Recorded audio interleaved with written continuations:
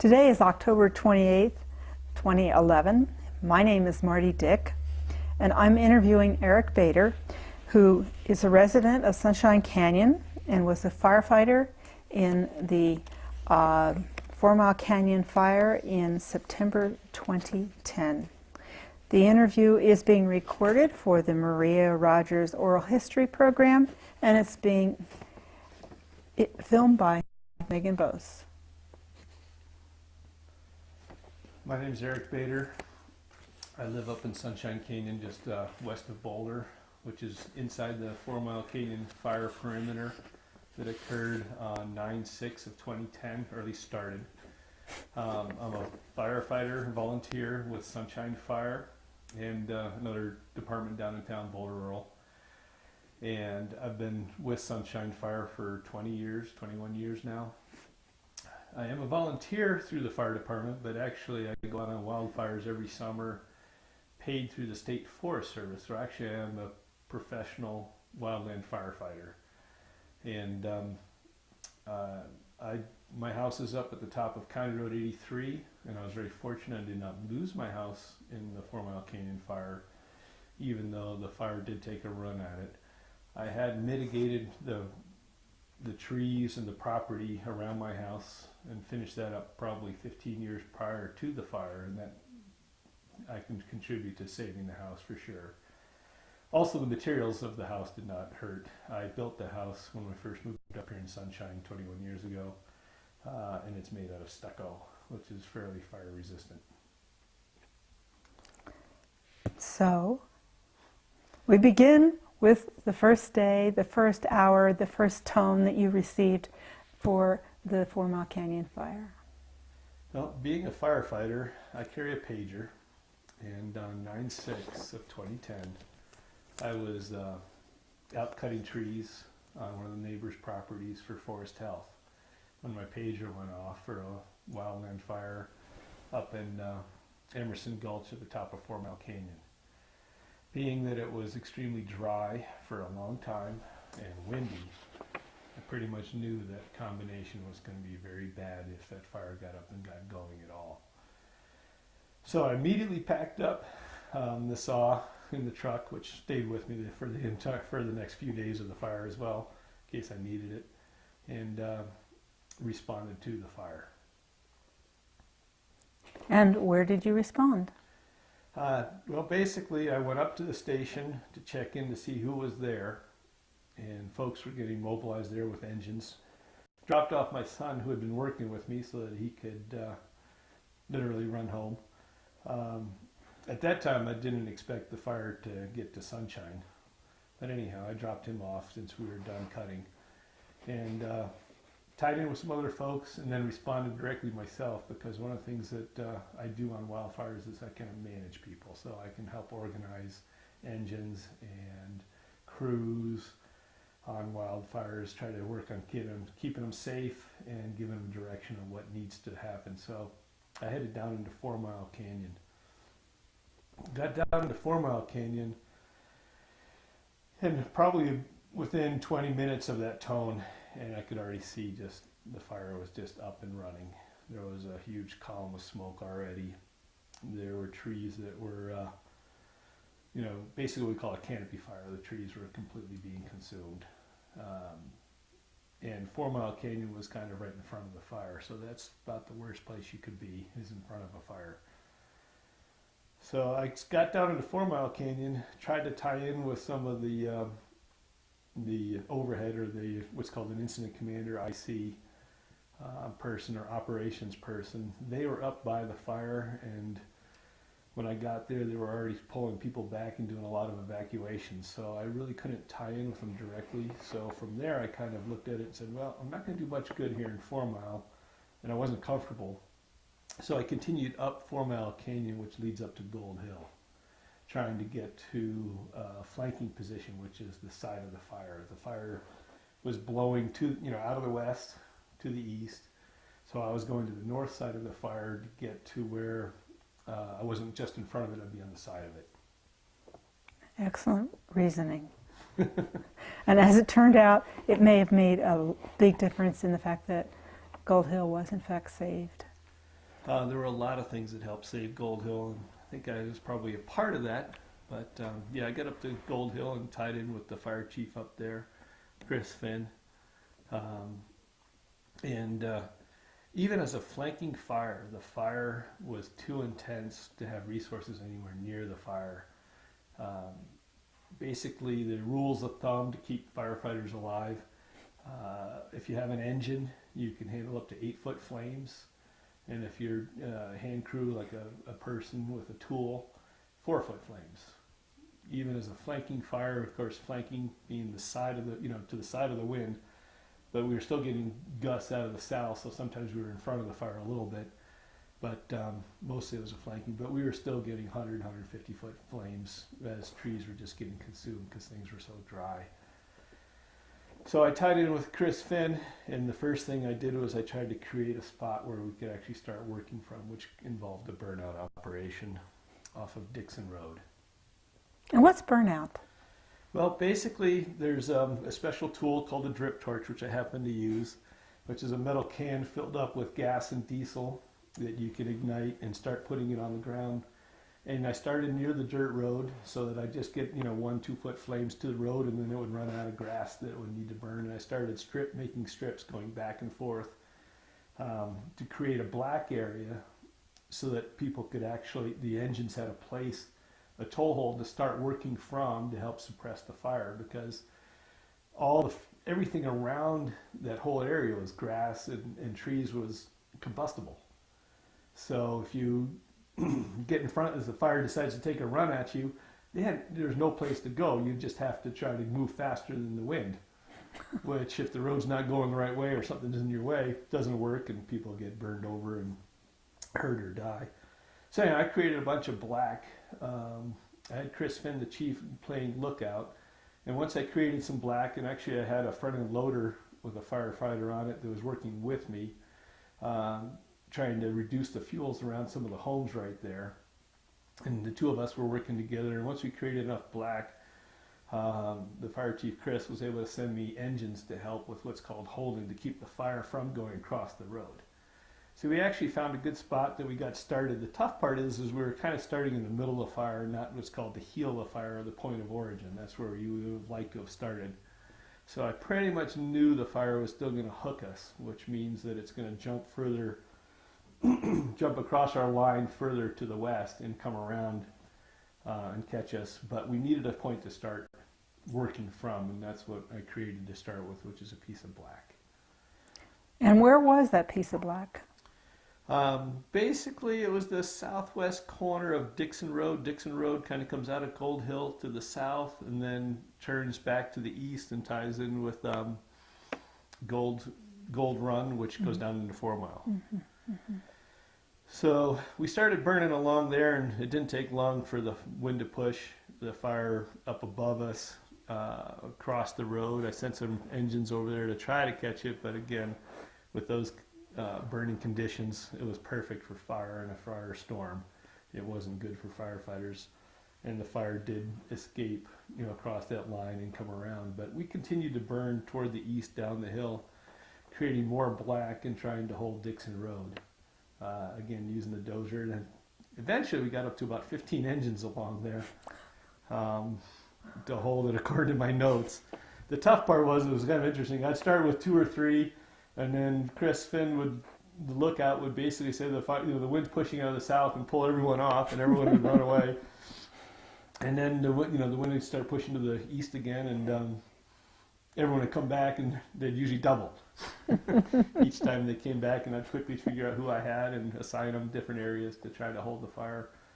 So at least along Dixon Road, we were able to save a bunch of homes.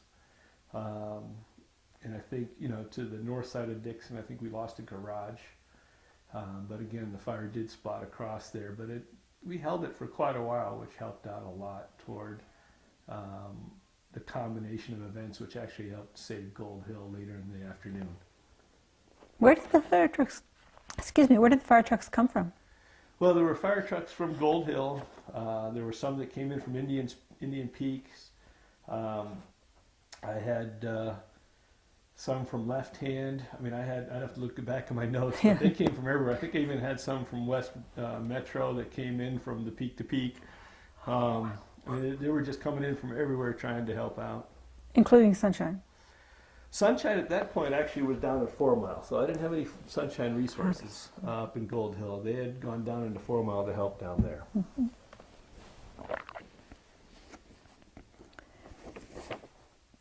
So after you collected your 10 fire trucks or whatever, you had running back and forth trying to be to create black so that the fire would be halted. What did you do with them all? How could they turn around and get out when the fire crossed their path? Well, that's one of the tricks, is trying to get them to face out, but when you got fire everywhere, at that point it doesn't matter. Yeah. The trick there is to keep them next to an area that's black, so that where there's nothing to burn, that they can go into the black. And then their goal is any embers that blow across the road, which are sparks or any fuel that happens to blow across the road and continue to ignite the other side. Hopefully before it gets going, they'll use a hose and water and put it out real quick. And we did have spots coming across the road, is what they're called, spot fires, when it ignites across your line.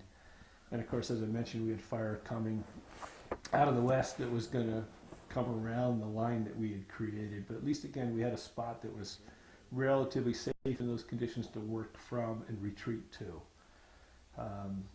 So anyway, we spread the engines out, we kept working there. And then later that afternoon, there was what we call a transition. A local Type 3 team took over the fire from the local resources, and we had some overhead coming in to work on trying to get that piece of the fire organized, and we transitioned over to that. And of course, that always causes a little bit of chaos, but we got the transition done. Our area was looking pretty well, even though there was still fire kind of coming around.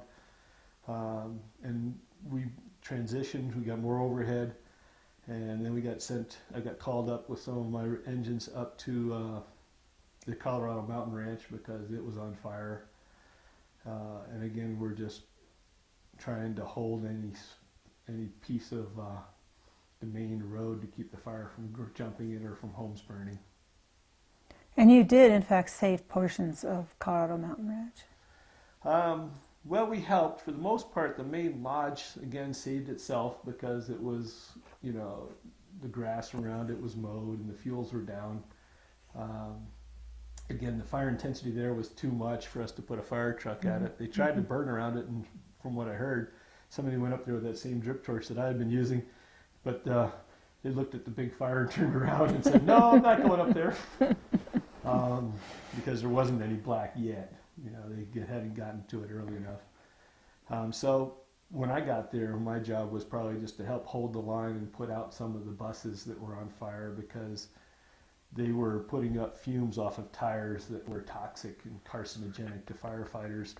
And so, it's one thing to be firefighters eating smoke, which is, again, carcinogenic. But when you start adding in tires and plastics and other things, so it's really unhealthy. So I worked on trying to put the buses out so that we could control the fire that was downwind of that area. And then once we got the buses kind of under control and knocked down, then I took some resources back to the actual town of Gold Hill and set up for the fire that was coming toward the main town, which is in a big saddle between two valleys. So the wind was going to funnel that fire right through there pretty quick. And it's an old mining town, which actually historically has burned down before. But all the homes, were old enough that they were right next to each other. It would have been dominoes. If you lost one, you were probably going to lose the town. So yeah, I set up our engines to help to protect and hold the town in the late afternoon of that first day. And the homes that were back by Dixon Road that we protected earlier, we had a couple engines still patrolling that area, but for the most part, we pulled most of it back to the town and crossed our fingers that those would make it, just because we just didn't have enough resources and management to protect everything that was threatened. Then what happened next was, while we were there, I had everyone set up. At this point we have some overhead, so we have a safety officer that basically said the fire had jumped up by the road up by the Gold Hill Ranch, the Colorado Mountain Ranch, and that cut off our other access. The road going down to Sunshine was cut off already by fire. Then the road going past the Colorado Mountain Ranch was cut off, so our only exit was down Lickskillet, which is a pretty narrow, a little more than a one lane, but not much, road. So the order came down to evacuate the town because they figured they were going to lose Gold Hill. Well, being that I had the resources right there protecting the back door by the Lickskillet, basically I had my resources be the last one to evacuate, and I had them wet down around the homes before they left. Some of them have what's called foam that they can add to the water, which is basically fancy soap that helps work as a surfactant to help reduce, help the moisture get absorbed into materials to help reduce their ignition possibilities. And everyone evacuated, or at least so we had thought. At least the engines and firefighters evacuated down Lickskillet, and then my resources dropped in behind them. I actually stayed there at Gold Hill because to kind of keep an eye on things and to see if I could possibly put some more fire on the ground before and do some good. So actually I was watching the fire took a run at the houses in Gold Hill right after the engines all evacuated. What saved Gold Hill was a combination of things, and actually I was up on the hill near some black where I'd be safe, trying to figure out what else I could do. I was pretty frustrated, but several things came into play. One, the wind had finally died down a little bit so that the heavy air tankers could fly, and there was a heavy air tanker that got to do a slurry drop, and they dropped on the west side of the town, the southwest side of the town, going up the hill, and literally we had just a slight wind switch, because it's the saddle, a little wind switch. The wind comes out of the south, the wind started wrapping around and blew back out of the northwest. And I kid you not, it was just an amazing thing to see. So there was a slight lull. The air tanker comes in and drops slurry, which helped put fire retardant on the ground to keep the fire from, progressing again to the north toward the town. So that covered kind of half the line. The fire came flying up through the valley toward the homes through the grass.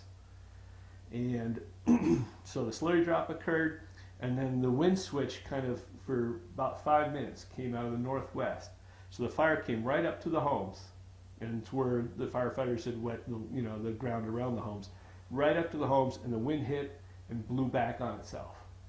So now all of a sudden the fire that came toward the homes was now blowing back onto the grass that had already burned, so it ran out of fuel. So it went out. And basically that area for that town went out. It was just an amazing combination of events to see. I think I'm probably the only one that saw it, and at that point I got on the radio and said, I want my engines back, and I want them now, before some embers start taking out some homes. So I brought up 5 engines and put them back where they were around the homes to check, because again, as I mentioned, it just takes one ember to get one of those homes going, and the whole place would be dominoes, and we probably would have lost Gold Hill. So the engines came up, and the firefighters mopped up around the homes, and Gold Hill is still there because of their efforts in that combination of events. So at that point, did you send your engines back down Lickskillet? Well, actually, I brought them back up from Left-Hand Canyon, up Lickskillet to protect the homes. And I had them staged all around Gold Hill, trying to make sure that it doesn't continue to burn, or we miss an ember. So they were kind of committed to the town at that point. The other engines, and that were down and Left-Hand came back up as well and kind of got spread around. Some of them got parked because they ran out of fuel, because we couldn't get a fuel truck up there to refuel them. And at that point, then we were just trying to hold on to what we had. you know, the sun started setting, the RHs started dropping down, and the fire intensity started dropping off. So at that point, we were just holding the ground that we had managed to keep at that point, and we did that probably, well, I did that with my engines till about 3 a.m. When I finally managed to get to release to come down back to Sunshine. And when you left, somewhere during the time that you were at Gold Hill, I heard that some people appeared who had not evacuated. Oh yes, yes. Well, when the order came to evacuate, you know, everyone, you know, our firefighters went down Licksville and left because, you know, we just wanted to make sure that we could get everyone out while they could. And everyone disappeared, and I was talking to one other person which was in charge of that area, which is called the division. And, you know, and so, and he's the one that was like, I gotta get my resources back here. So yeah, my resources came back up, and then all of a sudden all the townspeople that had been evacuated basically came back out of their homes. So there were a lot of folks that stayed up there, which is their legal right to stay in their home. The tough part about that, and that's again why firefighters actually oftentimes have to pull out earlier, it's those homeowners that stay that pose a great risk to both themselves and to the firefighters when they don't evacuate. I call it that rabbit syndrome. They hide in their homes, and they're tough. They're gonna stay there, and if their house burns, they're gonna either evacuate at the last minute, which is the rabbit syndrome. They kind of wait until imminent threat, and then they bolt, or they say they'll stay there and burn with the house, but dying of fire is probably about the most horrible way to go. So they generally bolt anyhow. And when they bolt, it's smoky, your visibility, I mean, I've been in smoke where you can't see your hand in front of you, and now these people, you know, so you're in those conditions, embers blowing everywhere, adrenaline pumping, they jump in their car and pedal to the metal, and they know their local roads, and they're going to get out of there fast. But what they don't know is where the firefighters are and their engines are. So car accidents have occurred historically on wildfires that have led to people dying, firefighters dying, the public dying. Homes just are not worth staying. And even if they can do some good and maybe save their home, the risk that they're running is their lives, but especially, in my opinion, the firefighters' lives. I think every person should have a should have a right to risk their own life. But when it threatens the firefighters that I'm trying to manage, I can tell you I don't like it. And for good reason. Yeah. When we spoke before, you talked about how you sometimes direct people as the person in charge to do things that they don't understand. Evacuating could be one of them, but in a smaller basis, I have here something I remembered you saying about directing somebody to put out a fire on a deck. Yeah, there was one house with a deck, and the fire was burning at a low intensity around the house because we had put fire around the house. Instead of 100-foot flames getting next to the house, which would take the house out, and houses were basically burning to the ground in less than 30 minutes. We put low intensity fire around it so that the fire kind of burns out around it. So you get maybe 1-foot flames next to the house. So, yeah, there was a deck that I was pretty confident was going to catch on fire. So one of my resources that had come back in to help me out, I sent him over to the house and I said, go put that deck out. And he goes, this is on fire? I said, well, maybe, but if it's not, it will be shortly. And later on that night, I ran into him again. He says, wow, you knew that. The deck was on fire. We put it out. And the house made it, which was really good. But there's certain features on a house that you can, if there's fire, you kind of know is a problem. Fences are a real problem. We call those slow fuses on a house. Decks are generally a fire problem. These are reasons, of some of the reasons why homes burn. So let's see. For that first day, I think we've got it covered. Mm-hmm. Does that make sense? There's a lot that went on. Oh, yeah, yes. And there is a lot that you don't have time to tell us, I know. But at 3 o'clock, you were released to go, you thought, to Sunshine. Well, at that point, the word had come back that Sunshine Canyon was still closed. So anyhow, I finally got released to go back to Sunshine. I was going to check to see if the road was open, tie in with what resources were in Sunshine, which were very little. But at that point, again, at 3 a.m., the fire had pretty well died, laid low because of humidities, and the wind had let up a little bit. So I managed to get back into Sunshine and actually see the damage in the homes lost here in Sunshine, because basically the fire had run to the east down Fourmile Canyon, but then with the southerly push of the wind, it ran uphill to Sunshine, because Sunshine's kind of on the ridge above 4 Mile, and it had burned a lot of homes. Even at 3 a.m. I could see there were a lot of homes that were lost. The fire actually hit the ridge, and then with the wind that was pushing it, just blew fire way out into the valley on the other side, which of the ridge, which is to the north of the main canyon road, where a lot of homes are, including my own, along County Road 83. I actually drove up to find my house still intact, still there. The fire hadn't quite gotten to it. Several fingers had come up close and had burned some of my neighbors' homes, but my house was still there at that point, which I was happy to see, at least for myself. Sorry about, very unfortunate for my neighbors. That made me feel sad, but at least there was a little bit of good news. But the scary part was I also knew there was a lot of fire established all through the valley and around that whole area, and this fire was far from done at that point. So I checked my house, made sure that the grass was mowed, got a generator, run some power to make the sprinkler go and get the decks wet again. But my wife and son had done a fantastic job at evacuating themselves and items in the house, including all my clean clothes. And I understand Pat didn't take any. Oh no, she just looked at her big closet of clothes. It's stereotypical. My wife's got a big closet of all these fancy clothes that are very valuable, and then there's my $5 T-shirts.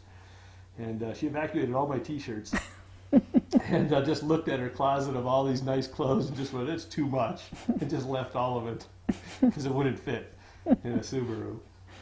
And you did all this in 2 Subarus, I understand. Yes, my son and my wife had 2 Subarus, and they evacuated a lot of stuff. My son evacuated his racing skis. They grabbed pictures and computer hard drives and things of that sort. Like I said, they did a great job.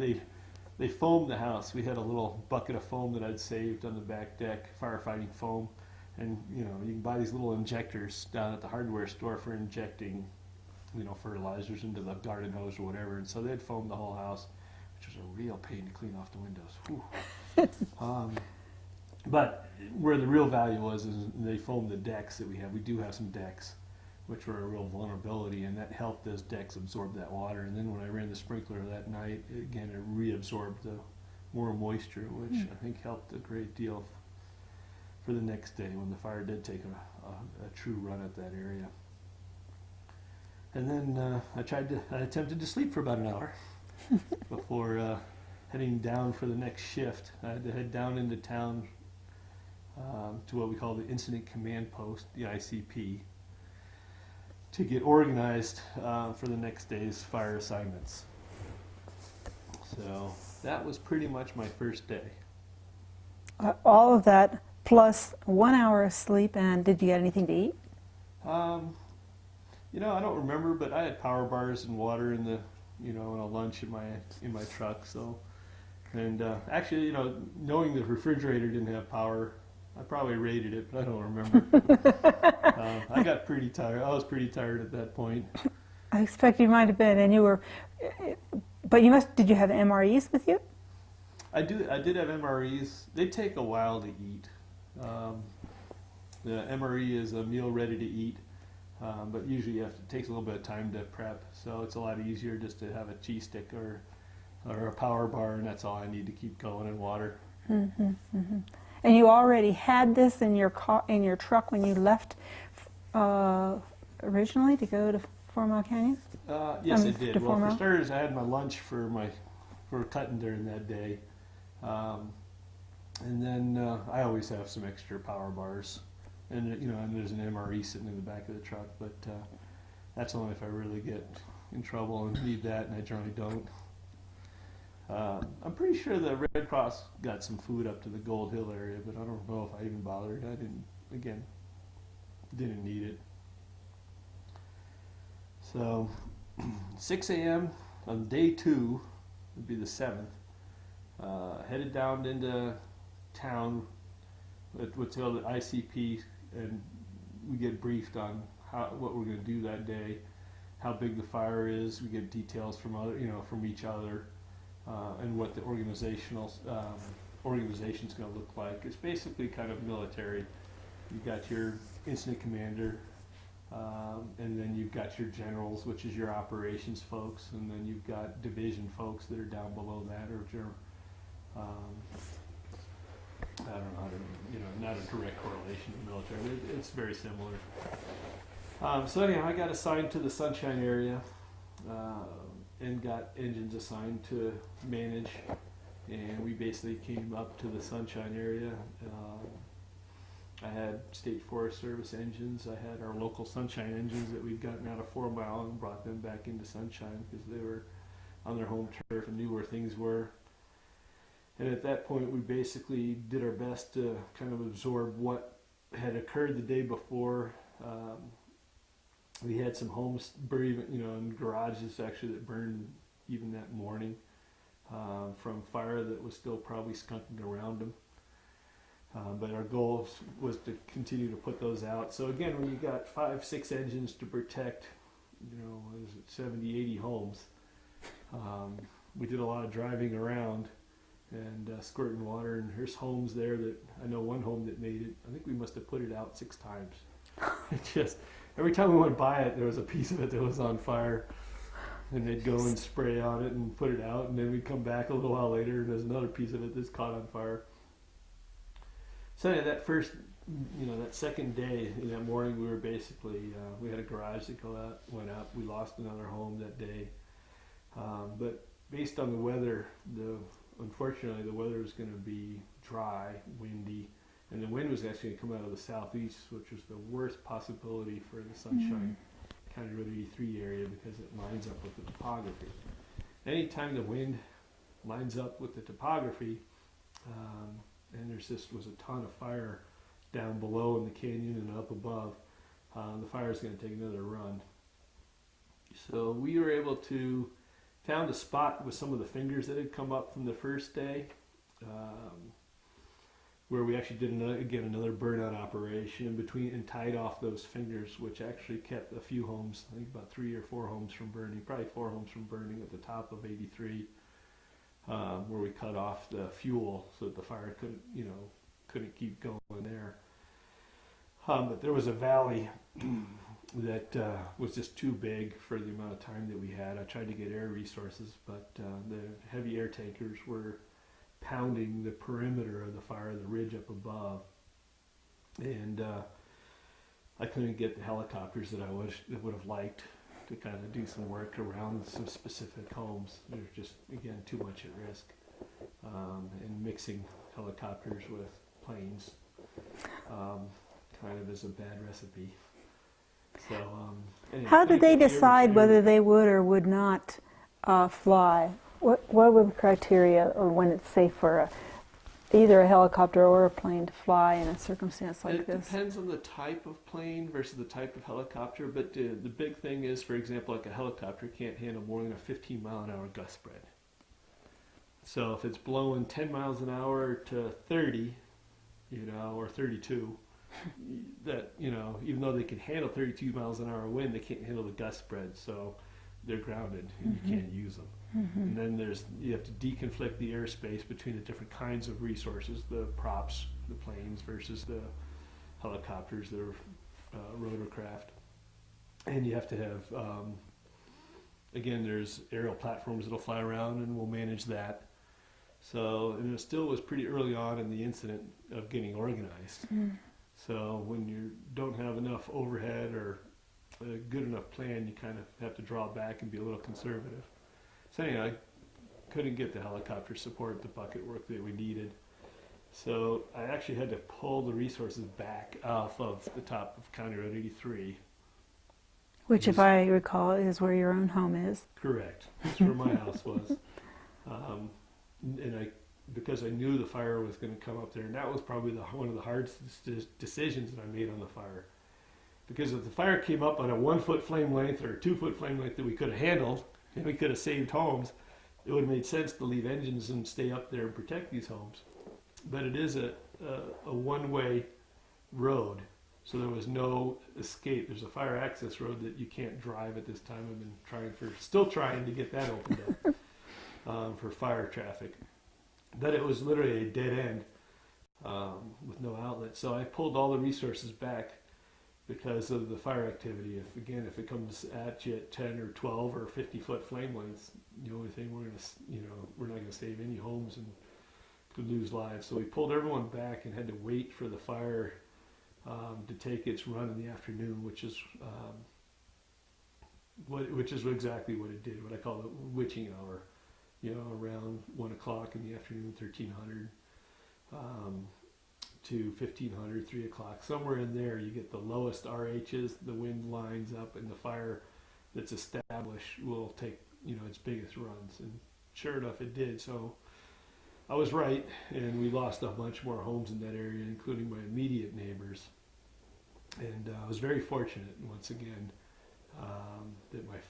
to find after the fire came through, we came back in and put out what fire was still there around some of the homes. And I found that my house was, again, still there due to the mitigation work and the canopy break. But all around the thinning that I had done, all the trees are completely consumed. They're just black sticks at this point. Nothing made it, including my neighbors. The one neighbor up in there that made it was in the lee of my house when the fire came up the valley. Canopy break, which is basically nothing, no trees in that area. It was about 60 feet. So the fire came up through the canopy, had to drop to the ground, travel across the grass, which it did. But then inside of the canopy break, there was no ladder fuels. All the low branches had been cut off, and we're a Ponderosa fuel model, so they're very fire resistant. So the fire would hit the base of the trees like it would do normally in past history before we messed up the ecosystem, and actually burn through the grass. So it burned through the grass, hit the cut grass around my house, and basically went out, and continued around. And I was very fortunate to find my house made it. I did lose a trailer and some snowmobiles, but I kind of knew they were going to burn the night before. But I was too tired to figure out how to get them to move since they were set up for the summertime. In hindsight, I should have just dragged them, but I didn't think of it. Hook them up behind the truck and drag them. But anyway, I kind of knew I was going to lose those, and once again, I was right. But that was minor. I wasn't concerned about those. I was trying to figure out how to save as many homes as possible. How many homes burned the first day in the Sunshine area, and how many burned the second day? Ooh, I can give you rough numbers. I would probably think, I think Sunshine lost about 40 houses or homes the first day.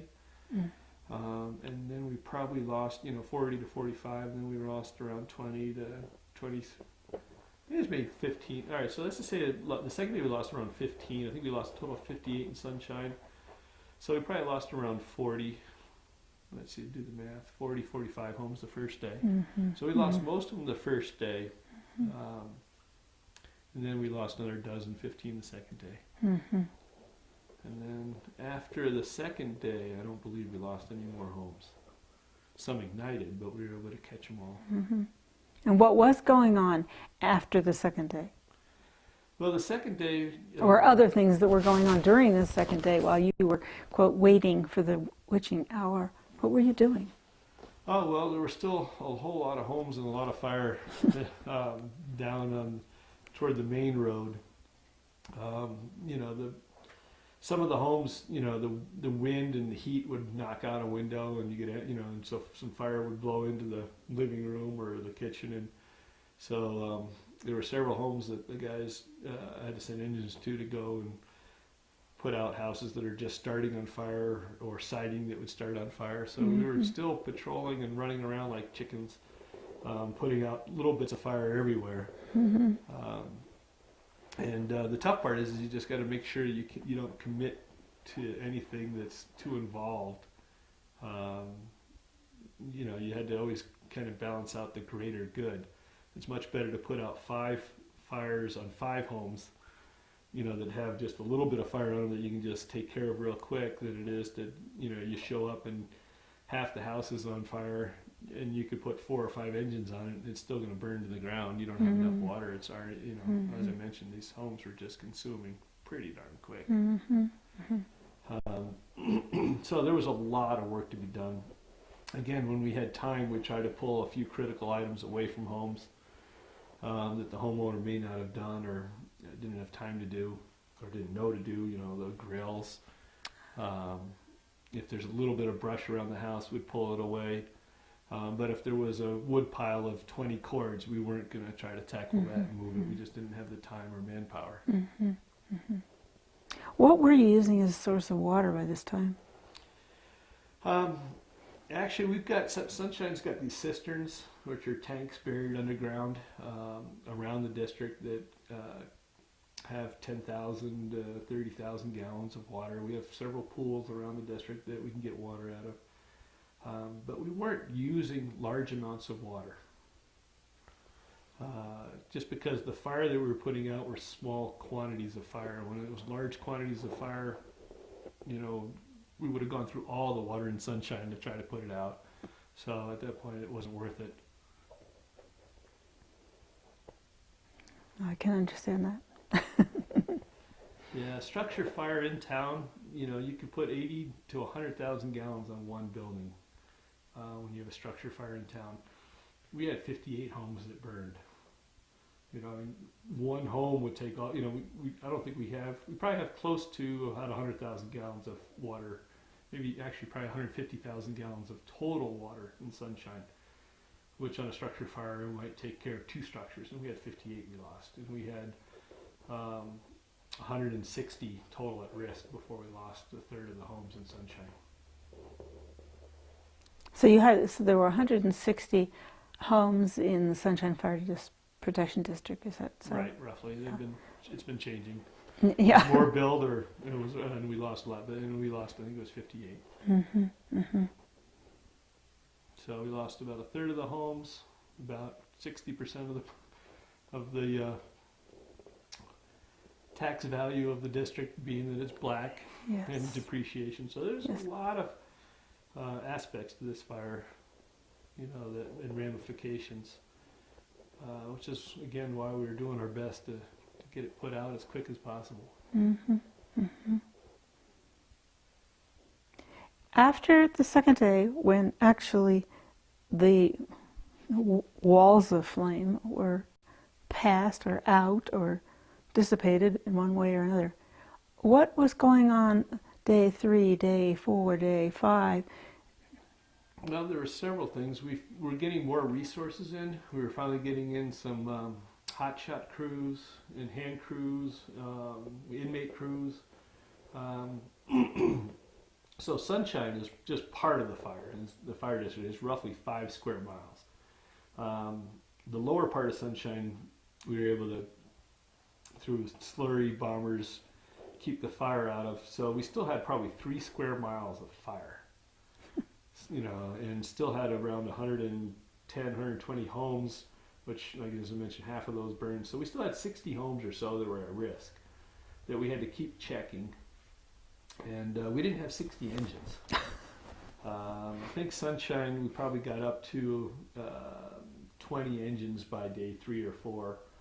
And day 4, we actually had another wind event, which the fire actually spotted across the line over here in toward Boulder Heights.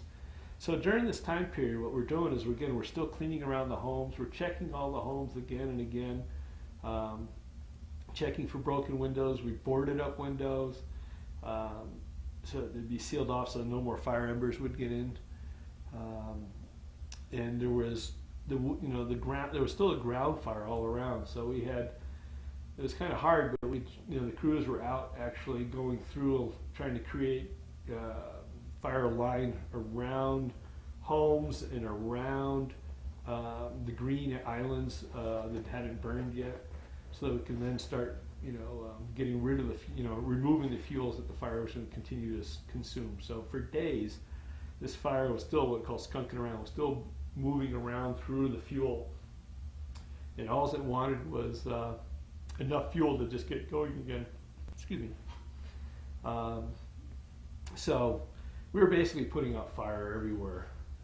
We were literally surrounded by fire. We were doing the whole day 2 on. We were doing what's called point protection, which is to protect points within the fire versus the fire perimeter. So we had 3 square miles of fire to try to put out. And 10 engines to do it with. And how many people? Well, again, it was kind of growing. We ended up getting, on the edge, if you don't include the crews on the edges of the fire, we had about 2 crews working interior, which is a crew is like 21. So we had about 40 folks on the ground kind of going around. And then we got up to about 15 engines, maybe 20 engines, which is usually at each engine is 3 to 5. Mm-hmm. So we had, 100 folks working in that area. But it's steep topography, and we were just kind of starting from each home and kind of working out. What difference does the topography make in a fire such as this one? Well, topography does a couple things. One is it affects the wind and fluid dynamics. Basically, a saddle, for example, will funnel the wind, and the wind will double in speed, maybe triple in speed going through that saddle. Mm-hmm. When the wind hits the hill, it creates some pressure and compresses and accelerates up the hill, which is what I mentioned, in day 2 when the wind aligned with the topography is coming up the hill. And fire likes to go uphill, mm-hmm. And with the wind. That's its favorite direction. And so that combination of wind and topography will consume more trees and create more intense fire. And the number of canyons that it at least touched in this fire would have been, what, 6, 7 canyons? Well, it depends on your definition of canyon, but yeah, definitely, at least 6 or 7. There's also lots of little fingers and draws that are off of that, which some people call canyons. But I would say, I'd call it 6 or 7 different canyons. Basically a lot of fingers off of that and a lot of drainages, and all those things can funnel fire and wind.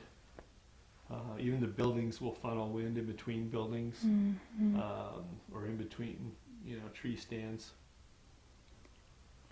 Who, if anybody, on day 1 or 2, had an overview of what this fire was doing in its many ramifications? Well, the person on the team that took over on the afternoon of day 1, the Rocky Mountain Type 3 team, was Mike Tombolato was the operations person. Mm-hmm. He's very good. Mm-hmm. And he would have had the big picture. Mm-hmm. How did he get it? Well, for starters, operations folks, or even I've done it in the past, you'll order up what's called a reconnaissance flight, and you'll fly it.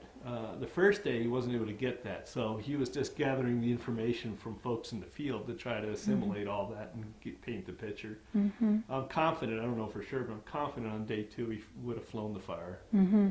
Mm-hmm. As a matter of fact, he called me on the radio to tell me my house had burned, because he was at a lookout point at that point when the fire blew up the valley where my house was, where my neighbors did lose theirs, because the whole house just disappeared in a flame front and smoke. And he figured, and he's a very experienced firefighter, he didn't think there was any chance the house would make it, so I was very lucky. Mm-hmm. So yeah, he said, "Eric, sorry, the homes at the end of 83 are no longer there." And there's actually quite a few homes at the end of 83 that are there for from work that you folks did. Yeah, there's a kind of a little green nod for when we burned out the fingers that made it, and it's still kind of, it just looks the way I did before, which is really nice. It is. It's just a little island of green, so yeah, we were able to save some of it. Yeah, yeah. What factor did smoke play in the fighting of the fire? Well, basically the smoke does a couple different things. It preheats the fuels, along with being downwind. It helps dry out the trees, again, preparing more fuel for fire. Firefighters need to stay out of the smoke as much as possible, but sometimes we do work and have to work within that smoke environment, which is, again, gets to be quite nerve-wracking because you can't see well. You can't, if you try to run it or if you start breathing hard, you'll start choking. And you generally need to get clean air, which is down by the ground.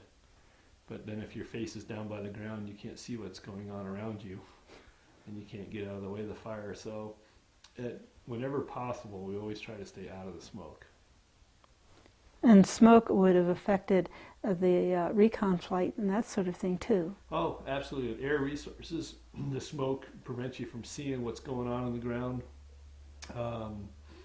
So then you have, you can't get close to things. Or, for example, a helicopter, if you want them to do work, to protect a house, the smoke will prevent them from flying to it.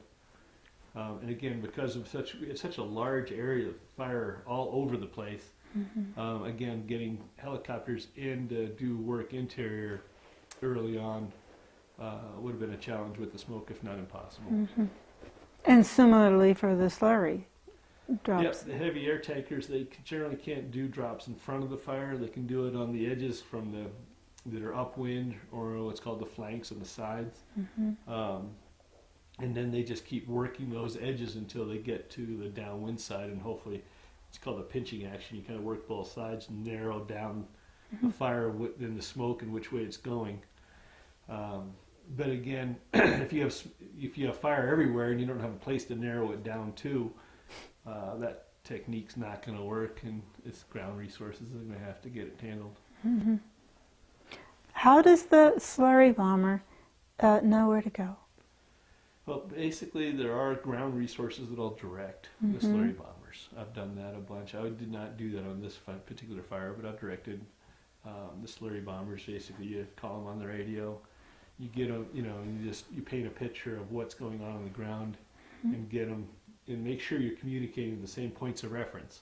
Then you say, okay, so you have to realize what it looks like from the air.